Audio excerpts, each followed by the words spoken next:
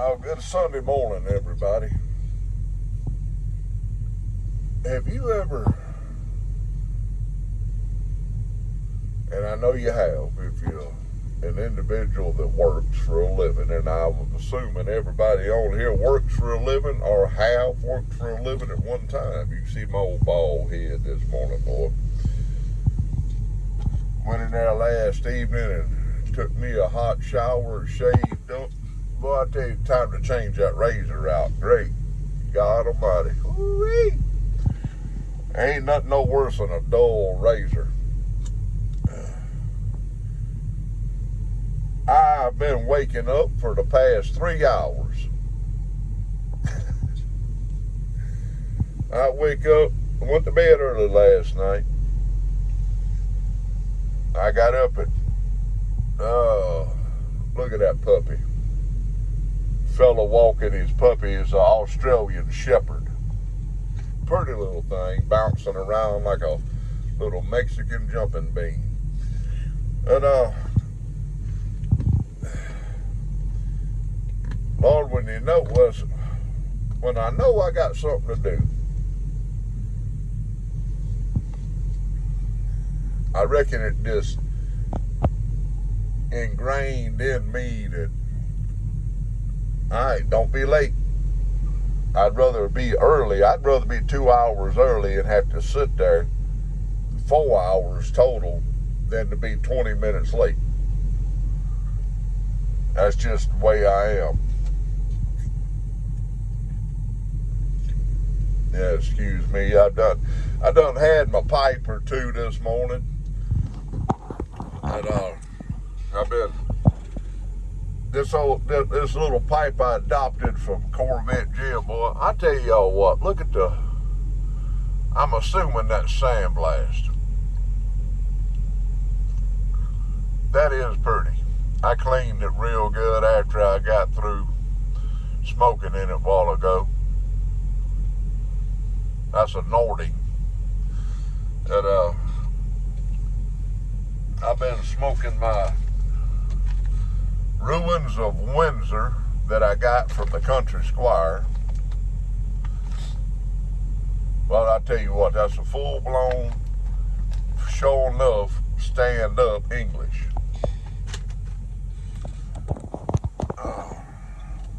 When you know you got something to do,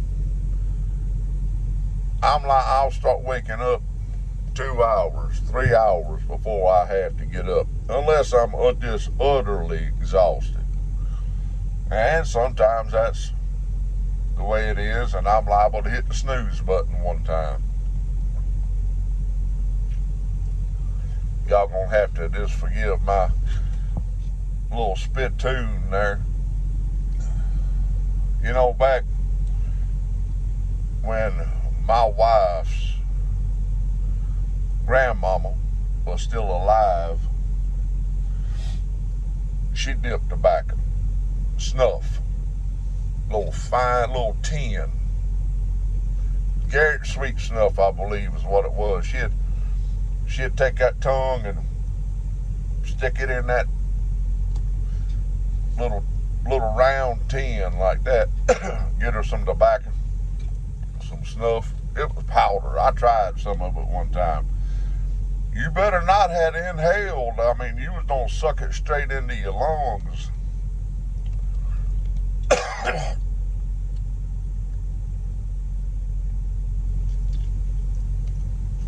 Sorry about that. Me and her would sit there and say, Granny, I'd have me a dip of tobacco. I said, Granny, where's your spit can at? She'd pull an old Folgers coffee can out and pass it over to me. Me and her would sit there and talk. Of course, Mama would be in the room, be there when we'd go visit. Me and her would be passing her little spit cup back and forward. And a subscriber of mine wanted to hear the story about how a little girl in a crawfish ball got me into church and got me saved. And I sent him a message back, told him I'd do a video on that. just about 4 years ago, when me and Mama sold our house up in North Mississippi,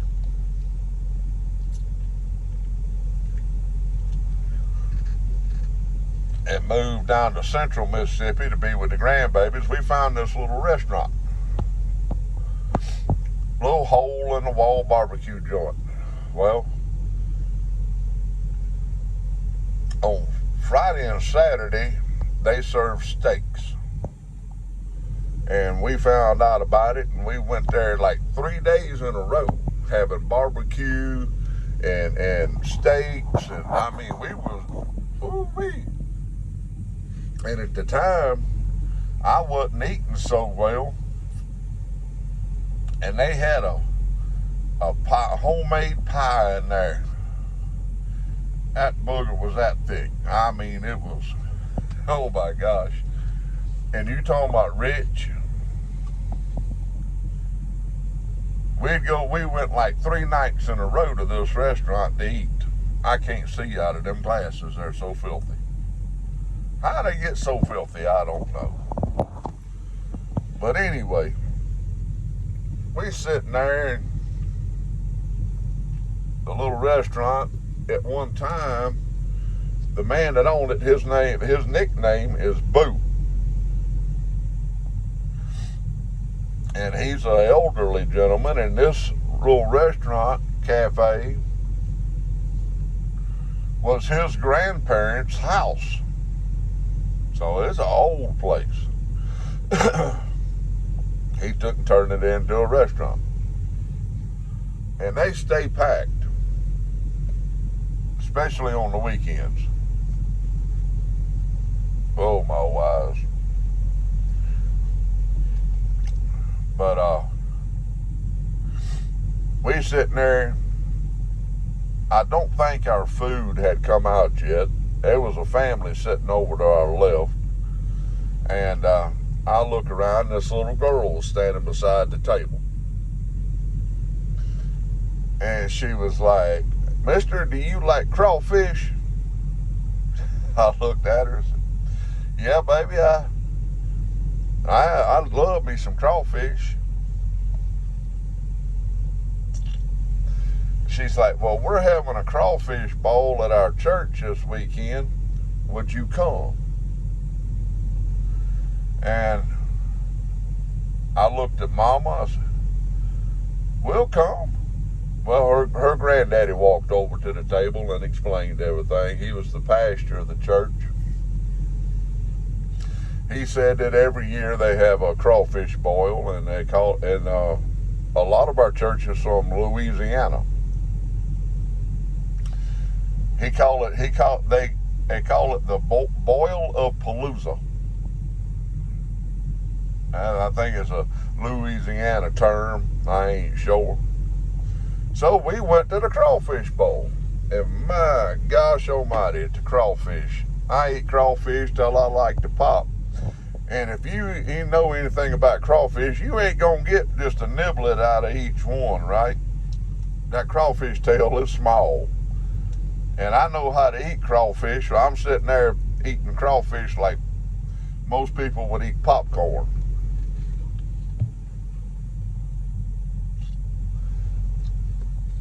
That was on a Sunday. It was after church. That was our first visit to the church. So me and Mama started going regular. Well, Mama started going regular, and I would go when I was home. It wasn't long after that I bought maybe a year, maybe 6 months. I bought my own truck. At that time, I was buying a truck through a company, but me and this company had a major fallout. So I lost that truck. And I turned around, went and bought another truck. And every time I was home, if I drove 600, 700 miles that day, if it was Sunday night, Wednesday night when I got home, we went to church. And they were like, you drove how many miles and you here? I'm like, yeah. But I got to really being involved in the church, talking to the pastor. Unfortunately, our pastor at the time, which was my age, he's passed away. That's a little better. He has passed away. Well, before he passed away, I was talking to him. Of course, I'm on the road, and I asked him one day, I said, when will y'all be having y'all's next baptism? And he's like, matter of fact, this Sunday.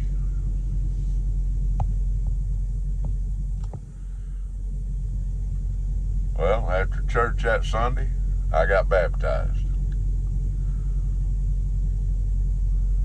That little girl walking up to our table and inviting me and Mama to a crawfish boil changed our lives. Well, my life. And Mama's too. Like the previous video I made about a Christian marrying a non-Christian, I drew Mama away from going to church. And she sent me a message about that, and she called me about that, and I've gotten different messages on that video about that. You know, that everyone is responsible for their own soul. Everyone's responsible for their own relationship with the Lord. And I know that is true. If it hadn't have been for that little girl walking up to our table and inviting me and Mama to a crawfish boil, and Mama don't even eat crawfish. A little too warm for her. That little girl, if she had just been shy and said, I ain't gonna do that. You know, things, you never know when your life is gonna make a right-hand turn. And that day, that evening changed my life. Now, granted, since then, me and Mama had, in the past 4 years, since I become a Christian, and I talk to the Lord every day. I have to ask the Lord for forgiveness every day. Because I promise you, driving one of these old trucks out here, and people cutting you off, it's like the load I brought to California out here. I was weighing right at 77,000 pounds.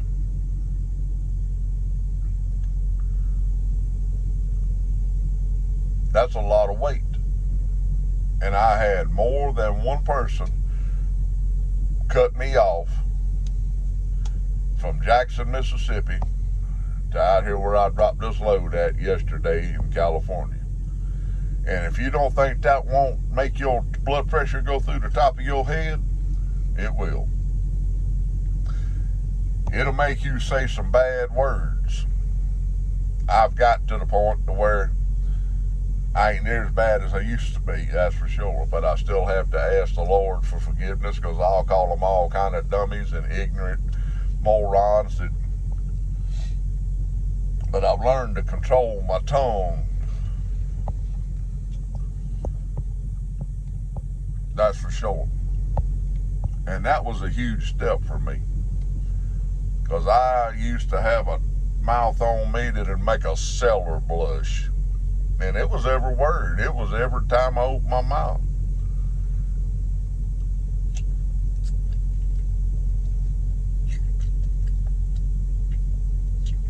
Yes, I'm doing a lot of spitting this morning. The more you talk, the more you end up having to spit. But the Lord can change your life. And that little girl walking up to me and Mama and inviting us to a crawfish boil has changed our lives. It has not. The past 4 years has been the hardest 4 years of our lives. We have been through quite a few trials and tribulations, that's for sure. But not once have I or Mama ever thought if we just hadn't started going to church, our lives would be easier. No. That ain't the way that works. The Lord's going to test you. The Lord's going to find out what you're made out of, which He knows what you're made out of, but He's going to let you find out what you're made out of.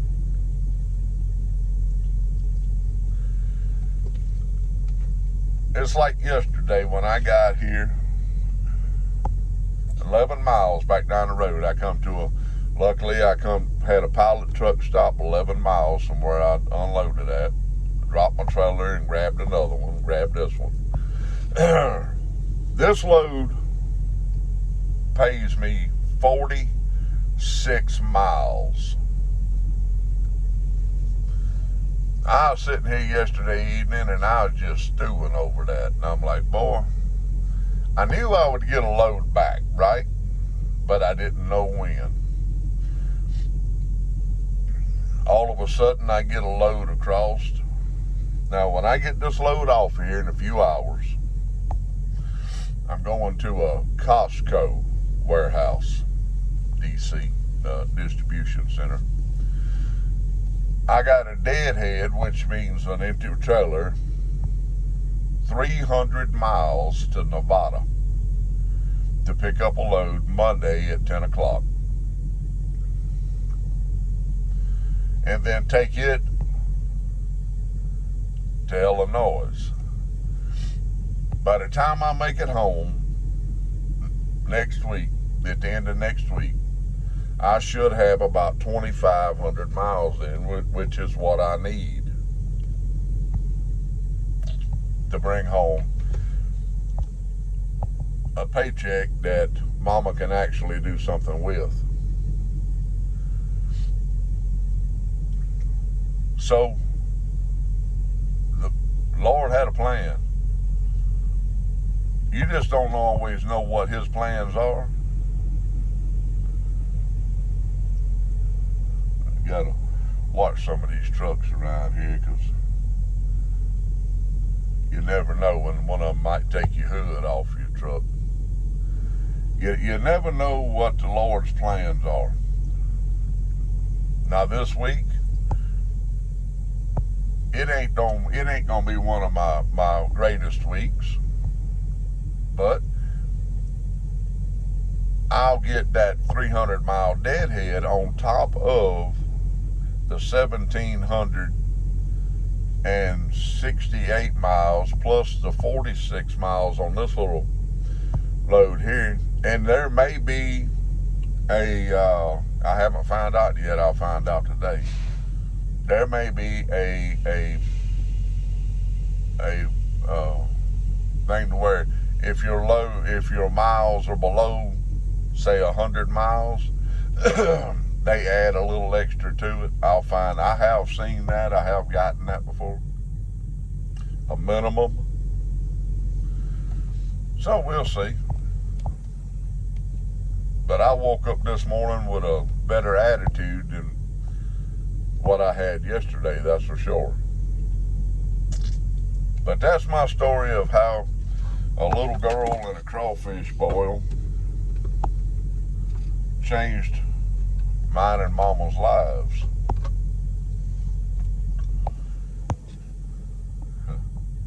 You never know how your life's gonna take a change. When you think it's for the worst, just hang on. It can be for the better. Now, are you gonna have a sack full of money? No, maybe not.